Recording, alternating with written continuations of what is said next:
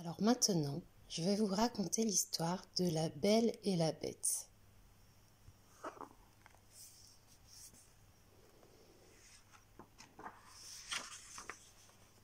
La Belle et la Bête.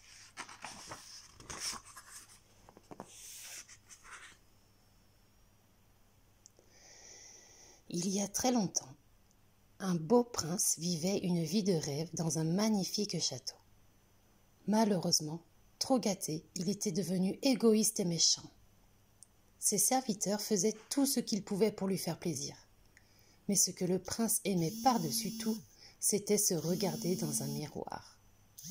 Un jour, surprise par un violent orage, une pauvre vieille vint chercher refuge au château.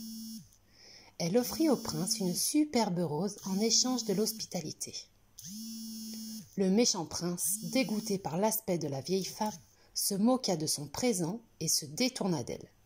« Les apparences sont trompeuses, le prévint-elle. La vraie beauté est intérieure. »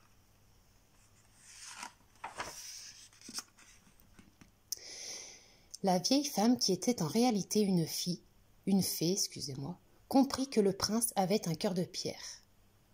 Pour le punir, elle le transforma en une bête hideuse et jeta un sort sur tous les habitants du château.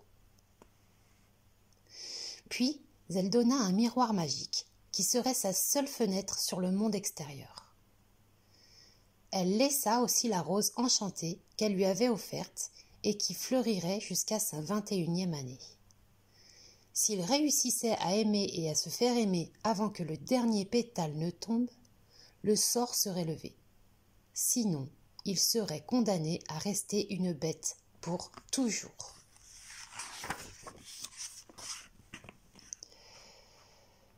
Plusieurs années s'étaient écoulées. Un jour, dans un village voisin, une très jolie fille appelée Belle, qui passait son temps à lire, traversa le parc de la ville sans s'apercevoir Gaston, un jeune homme beau mais vaniteux. Gaston, lui, la remarqua. « C'est cette jeune fille-là que je veux épouser, dit-il. » Quand Belle rentra chez elle, elle découvrit que son père Maurice, un inventeur excentrique, venait de mettre la dernière touche à sa nouvelle invention. « Oh, papa, dit Belle, c'est merveilleux. Je suis sûre que tu vas gagner le premier prix à la foire. »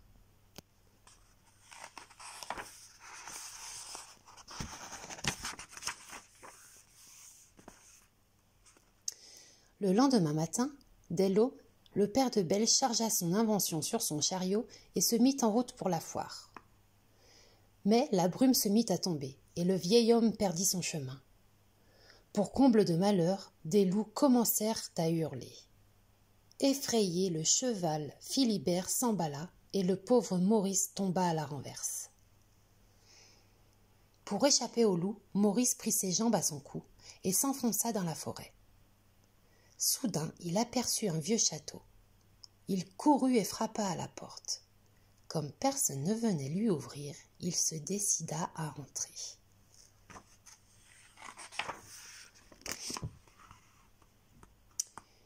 Une fois à l'intérieur, il fut tout étonné de voir un chandelier lui faire une courbette et lui adresser la parole.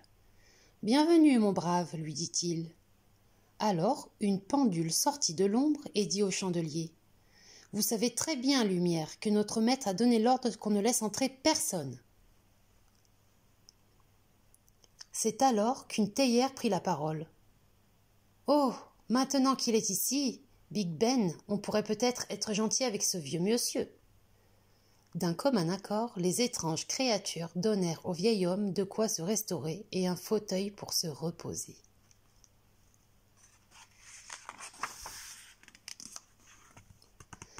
Soudain, un être terrifiant et monstrueux surgit comme un ouragan et s'en prit à Maurice.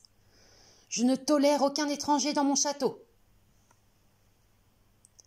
La bête poussa un grand cri, s'empara du pauvre Maurice et l'emporta jusqu'au donjon.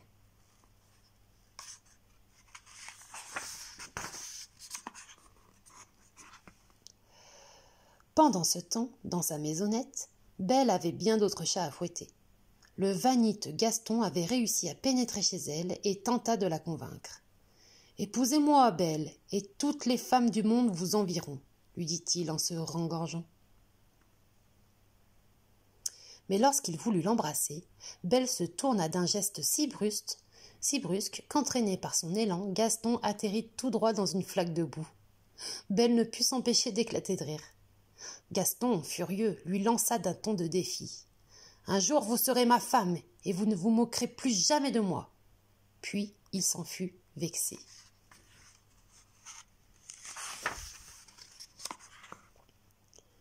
C'est alors que Belle remarqua que Philibert, le cheval de son père, était revenu sans son maître et sans la charrette. « Oh non !» s'écria-t-elle, « papa a dû tomber, peut-être est-il blessé. » Elle passa promptement une grande cape. Puis elle sauta sur le dos du cheval. « Dépêche-toi, conduis-moi vers mon père, lui dit-elle. Le cheval était malin, et en quelques heures il la mena au mystérieux château. Belle descendit de sa monture et se hâta de pénétrer dans le sinistre demeure.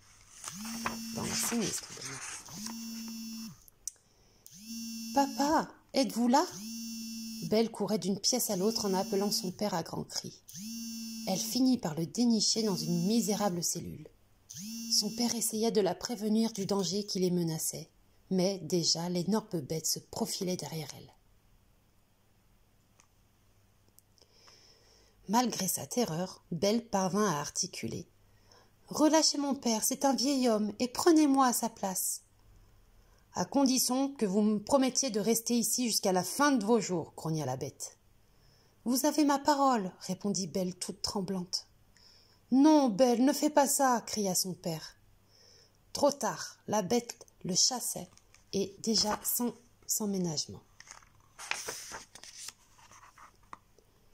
Le père de Belle retourna au village. Il s'arrêta à l'auberge pour faire savoir à tout le monde que Belle était prisonnière d'un monstre. Mais personne ne voulut le croire.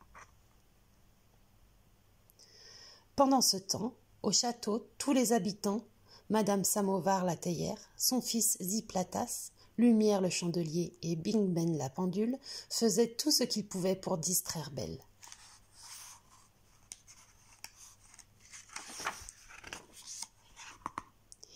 Ils essayaient aussi de convaincre la bête de faire preuve de gentillesse. « Maître, dit Lumière, cette jeune fille est peut-être celle qui est destinée à conjurer le sort. »« Cela m'étonnerait, soupira la bête. Personne n'aimera jamais une bête comme moi. » Pendant les jours qui suivirent, la bête essaya quand même d'être agréable. Ils firent des promenades dans le parc et visitèrent la bibliothèque. Belle, de son côté, lui apprenait les bonnes manières.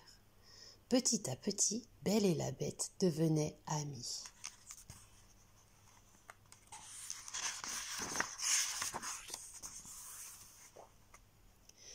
Un soir, pendant le dîner, la bête fit tout son possible pour se conduire en gentleman et manger proprement avec une cuillère. Puis, ils se dirigèrent vers la salle de bal où ils dansèrent sur une très belle chanson d'amour. « Êtes-vous heureuse avec moi ?» demanda la bête. « Si seulement je pouvais voir mon père encore une fois, juste une minute, » soupira Belle. « J'ai une idée, » dit la bête en allant chercher le miroir magique.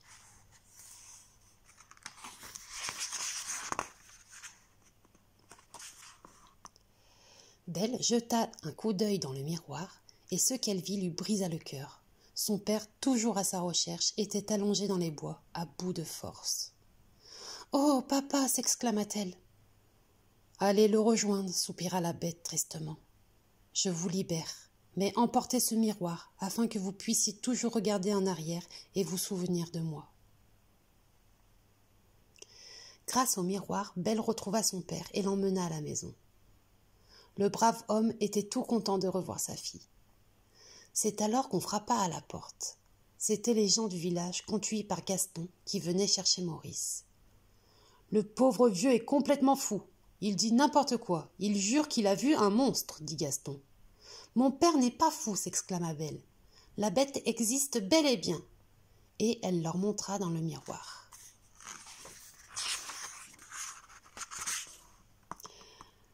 Alors, les gens de la ville, menés par Gaston, partirent pour tuer la bête.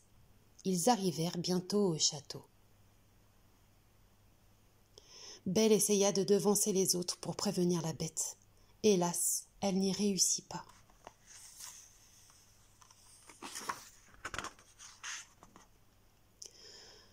Pendant que Gaston grimpait les escaliers, 4 à 4, les villageois pénétraient dans la salle à manger.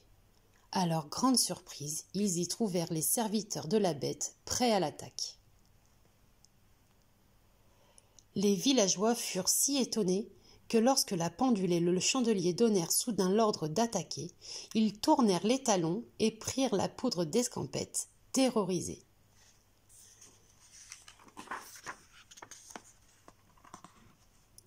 Pendant ce temps, Gaston avait trouvé la bête dans sa tanière et l'avait forcée à grimper sur le toit du château. Mais la bête ne voulait pas se battre. Son cœur, en s'humanisant, était devenu trop tendre.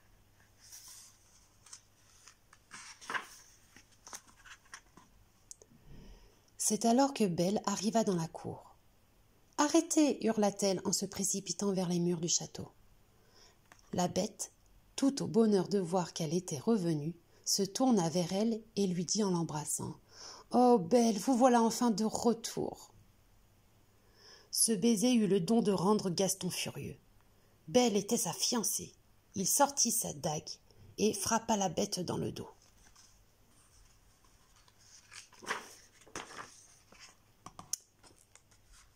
Mais la bête, surprise et blessée, ne se laissa pas faire. Son bras vigoureux heurta violemment Gaston, qui roula sur le sol.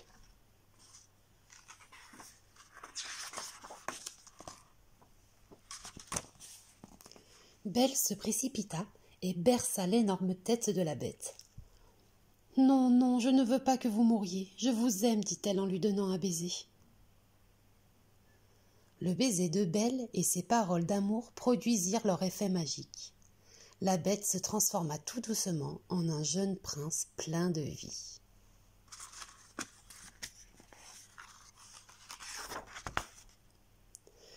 Maintenant que Belle avait conjuré le sort et que tout le monde dans le château avait retrouvé sa forme normale, le prince raconta à Belle l'histoire de la sorcière et de sa malédiction. Il fit aussi le serment de ne plus se conduire de façon égoïste et cruelle. L'amour de Belle avait changé son cœur pour toujours. Peu de temps après, ils se marièrent et vécurent longtemps, très heureux. Et voilà la fin. Je vous dis à bientôt les enfants.